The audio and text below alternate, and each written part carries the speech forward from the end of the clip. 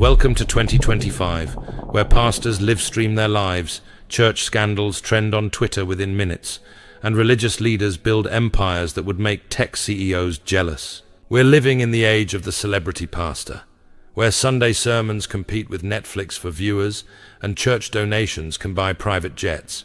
In a culture obsessed with authenticity, we're discovering that not every religious leader practices what they preach.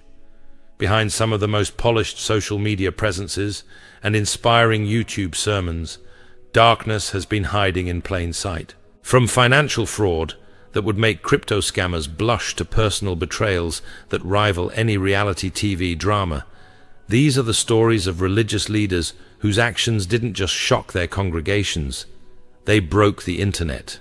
So grab your phone and share this, because these scandals are about to make your timeline a lot more interesting. Number 1. Reverend James Cleveland. James Cleveland was called the King of Gospel for good reason.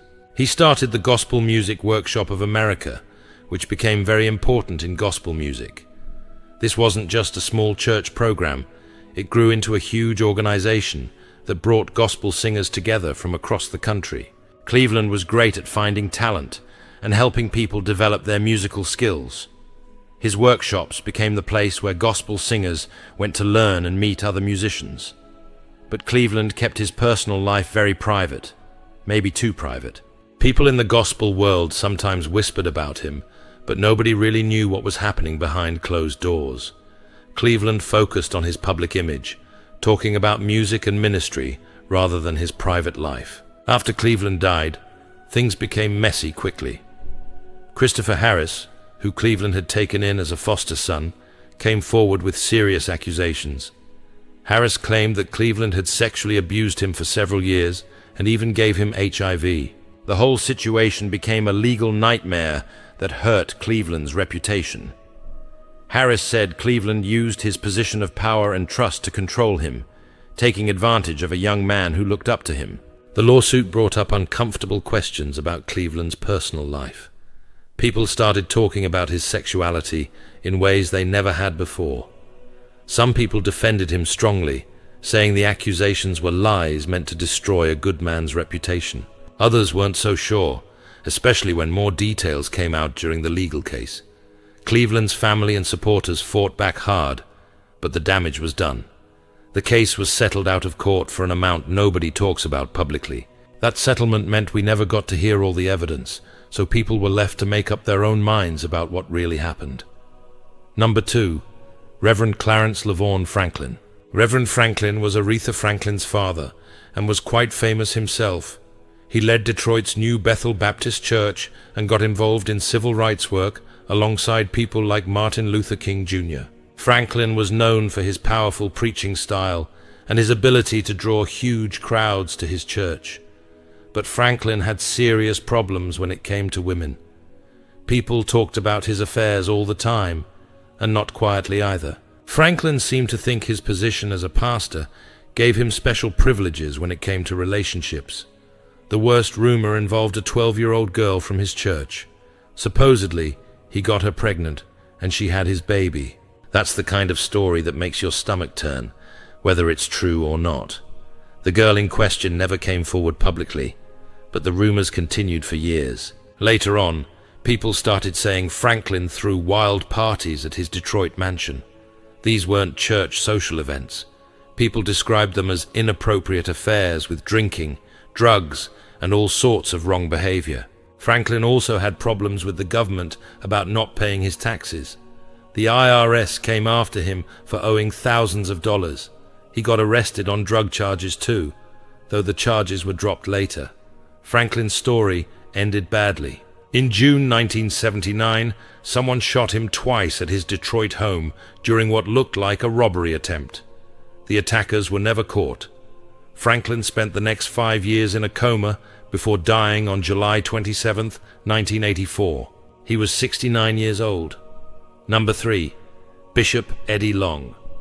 Eddie Long knew how to grow a church, and he proved it with New Birth Missionary Baptist Church in Georgia.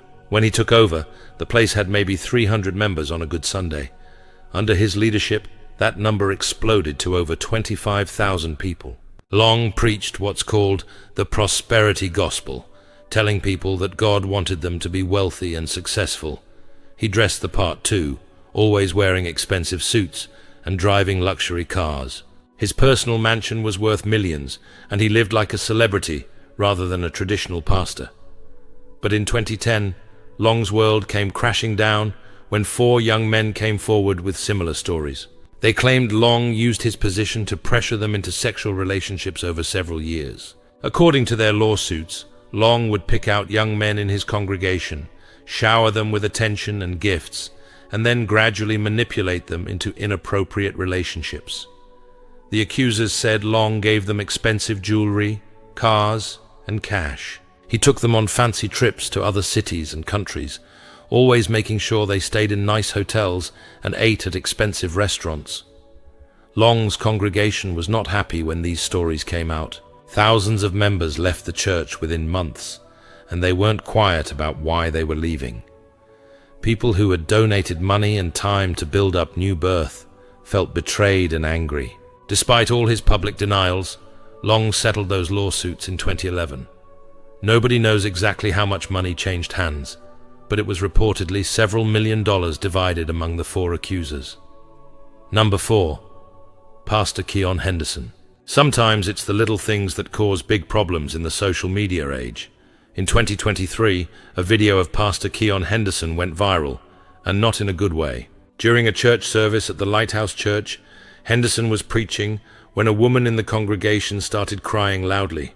Instead of showing compassion, Henderson snapped his fingers at her and told her to hush in front of everyone. The whole thing was caught on camera and posted online within hours. The video spread quickly across social media platforms, with people sharing it and adding their own comments. Some folks were absolutely outraged by Henderson's behavior, saying it was incredibly insensitive to treat a distressed church member that way. Henderson leads the Lighthouse Church in Houston, which has grown into a successful ministry. He's married to reality TV star Shawnee O'Neal, which gives him additional visibility beyond just church circles. Henderson realized quickly that he had messed up. The negative attention was growing by the day. He made a public apology to the woman during a later service, saying he had no idea his actions would hurt her so much. The woman accepted his apology publicly, which helped calm things down somewhat. But the damage was done in terms of Henderson's broader reputation.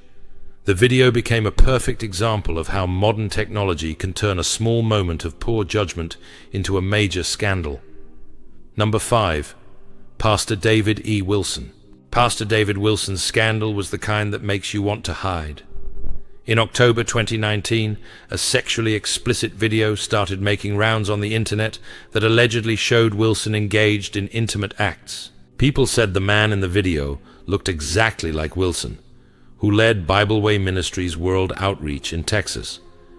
Wilson had built a solid reputation in his community over many years of ministry. His church wasn't huge, but it was respected, and Wilson was known as a family man who preached traditional values. The video spread rapidly through social media and text messages, especially in the Houston area where Wilson's church was located. Church members were getting sent the video by friends and family members, creating an incredibly awkward situation for everyone involved. Wilson chose to stay completely silent about the whole situation. He didn't confirm it was him in the video, but he didn't deny it either. His church issued no statements, and Wilson himself avoided all media contact. The internet had a field day with Wilson's silence. Memes started popping up, making jokes about the situation, and people began creating their own theories about what really happened. Number 6. Pastor Jamal Bryant. Jamal Bryant has managed to stay relevant in the church world for years, even landing the prestigious position of taking over Eddie Long's role at New Birth Missionary Baptist Church after Long died. Bryant is young, charismatic, and knows how to work a crowd. Bryant's first marriage to Giselle Bryant fell apart in a very public way, and he didn't try to hide why. Bryant admitted he had been unfaithful multiple times during their marriage, and that's ultimately what killed their relationship. Giselle didn't stay quiet about their problems either. She talked openly about Bryant's infidelity on her reality show Real Housewives of Potomac, and in interviews, giving details about how his cheating affected their family. After the divorce, more drama followed Bryant. A woman named LaToya Shanti Odom filed a paternity suit against Bryant, claiming he was the father of her young son. Eventually, DNA tests confirmed that Bryant was indeed the father of Odom's son. Despite all the personal scandals, Bryant has kept his career going strong. He's still preaching to packed churches, writing books, and appearing on television shows. Number 7. Pastor Creflo Dollar. Creflo Dollar made his name in the prosperity gospel movement, building a ministry that tells people God wants them to be wealthy and successful. Dollar practices what he preaches when it comes to living large. But Dollar really stepped in it in 2015 when he launched a campaign to raise $65 million for a new private jet. Not just any jet either. He wanted a Gulfstream G650, which is basically the Rolls-Royce of private aircraft. Dollar told his followers that he needed this specific plane to spread the gospel around the world more efficiently. He said commercial flights were too restrictive, and that having his own jet would allow him to reach more people with God's message. The backlash was swift and brutal. People couldn't believe a pastor was asking for that kind of money for a private jet, while many of his followers struggled financially. Critics pointed out that $65 million could feed a lot of hungry people, or provide housing for the homeless. Dollar quickly shut down the public campaign, probably realizing how bad it looked. He issued a statement saying the campaign had been misunderstood and that he wasn't personally asking anyone for money. But here's the kicker that really made people angry. Even after canceling the public campaign, Dollar's property holding company reportedly bought not one but 2 used jets anyway, a Gulfstream G550 and a Learjet 36A. Number 8. Bishop T.D. Jakes. T.D. Jakes is probably one of the most famous pastors in America, and certainly one of the most successful. His Potter's House Church in Dallas draws thousands of people every Sunday, and his sermons are broadcast around the world.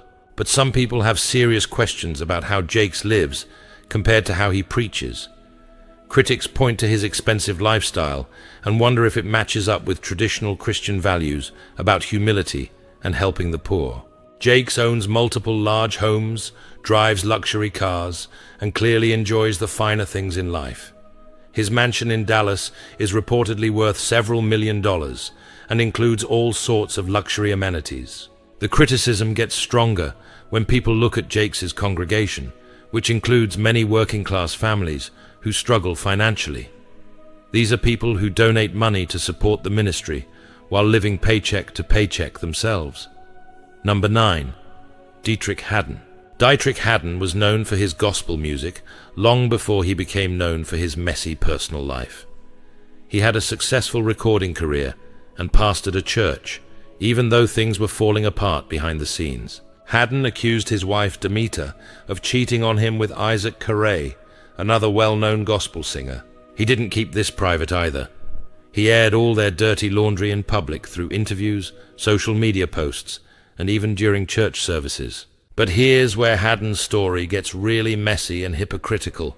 While he was running around accusing his wife of cheating, he was doing exactly the same thing himself. Haddon had been having an affair with a woman named Dominique, and she got pregnant with his child while he was still married to Demeter. When the truth about Haddon's own affair came out, it completely changed how people saw the situation. Suddenly, he wasn't the innocent victim anymore. He was just another cheating husband trying to make his wife look bad while hiding his own guilt. Number 10. Henry Lyons. Henry Lyons had the nickname Deacon because he seemed so devoted to church life and Christian values. When Lyons became president of the National Baptist Convention USA in 1994, nobody was surprised. The NBC is huge. We're talking about 8.2 million members and the largest black Christian denomination in America. But in 1998, just 4 years after taking over the NBC, federal prosecutors dropped a bombshell. They indicted Lyons on multiple serious charges, including fraud, extortion, money laundering, conspiracy, and tax evasion. The indictment revealed an elaborate scheme where Lyons allegedly used his position to steal NBC funds. Prosecutors claimed he had stolen more than $4 million over several years, using the money to buy luxury items, take expensive vacations, and maintain a lifestyle far beyond what his legitimate salary could support. Even more shocking were allegations that Lyons had been involved with multiple women despite being married, and that he had used NBC money to support these relationships. In 1999, a federal court sentenced Lyons to 5.5 years in prison for his crimes. The man who had spent all his time at church ended up spending the next several years behind bars instead. Number 11. Pastor Carlton Pearson. Carlton Pearson used to be one of the most respected preachers in America. He founded Higher Dimensions Evangelistic Center in Tulsa, Oklahoma, and had thousands of loyal followers. Everything seemed perfect until one sermon flipped his whole world upside down. In that message, Pearson boldly declared that nobody, not even non-Christians, was going to hell. He said God's love was too great to condemn people eternally. To some, it sounded beautiful and compassionate. But to church leaders and his fellow pastors, it was nothing short of heresy. By 2004, the Joint College of African American Pentecostal Bishops officially labeled him a heretic. That's when his ministry began to collapse. His church members scattered, his influence faded, and eventually he had to step down. The fall was so dramatic that Netflix even made a movie about him called Come Sunday. Number 12. Pastor John Gray. John Gray led Relentless Church in South Carolina and even appeared on television, quickly becoming a familiar face. But in 2019, that shining image started to crack. Rumors spread that Gray was having affairs, and instead of denying it, he got up in front of his entire church during a live service and admitted to emotional unfaithfulness. He asked his congregation and his wife for forgiveness. To make things even more dramatic, he then surprised his wife with a $200,000 Lamborghini. The video of the gift went viral, but instead of winning him sympathy, it only brought more criticism. People accused him of trying to buy his wife's forgiveness, and even questioned whether he used church money to pay for the car. Number 13. Bishop Daniel Obinim. If you thought scandals couldn't get wilder, meet Bishop Daniel Obinim of Ghana's International God's Way Church. In 2016, he turned discipline into a public spectacle. During a live church service, Obinim dragged out 2 teenagers, accused them of having premarital relations that led to pregnancy, and then flogged them in front of the whole congregation. To make matters worse, the beating was broadcast on television for the entire nation to see. Outrage followed immediately. The Minister of Gender, Children, and Social Protection stepped in and had him arrested. But Obinim's loyal supporters swarmed the police station, demanding his release. Number 14. Pastor Lamore Whitehead. Pastor Lamore Whitehead of Brooklyn's Leaders of Tomorrow International Churches wasn't known for being modest. His wardrobe looked more like a rapper's than a preacher's. Designer suits, flashy jewelry, and watches worth millions. But in July 2022, his flashy lifestyle turned into front-page news when masked gunmen stormed his church mid-service and stole over $1 million in jewelry from him and his wife. The robbery was live-streamed and quickly went viral. Instead of sympathy, the public mostly mocked him. People asked why a pastor was draped in expensive jewelry while preaching about God. Things only got worse in June 2024 when he was convicted of fraud for stealing $90,000 from a follower and spending it on luxury items. He was sentenced to 9 years in prison. Number 15. Pastor Tony Smith. If there's one pastor who doesn't believe in filters, it's Tony Smith of Atlanta-based Tony Smith Ministries. His sermons are blunt, raw, and often offensive. He has openly criticized the LGBTQ+ community, mocked other denominations, and even referred to women as Jezebels during one infamous sermon that went viral on YouTube. Supporters defend him, saying he's simply telling it like it is. But critics argue that his words fuel hate and division. His comments have sparked outrage, online backlash, and even protests outside his church. Smith refuses to back down. To him, God's truth doesn't need to be softened for anyone. Whether people see him as bold or just plain offensive, one thing is clear. He thrives on controversy and shows no signs of slowing down. These stories remind us that power and influence can corrupt even those who claim to serve God. When religious leaders abuse their positions, they don't just hurt individuals, they damage the faith of entire communities. The common threads in these stories are clear: the abuse of power, the love of money, and the failure to practice what they preach. While some of these leaders have faced legal consequences, others continue to lead despite their scandals. These cases serve as important reminders that followers should always think critically about their leaders and that accountability is essential in any organization, especially those claiming moral authority.